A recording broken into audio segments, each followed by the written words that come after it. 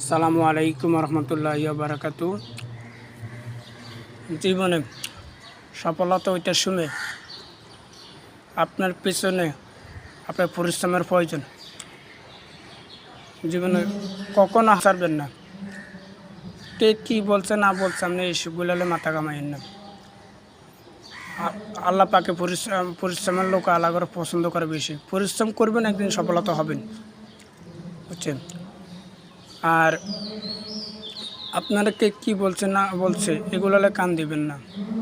হ্যাঁ, আপনি কী করেন না না করেন এগুলো কখনো কাউকে বলার শেয়ার করবেন না।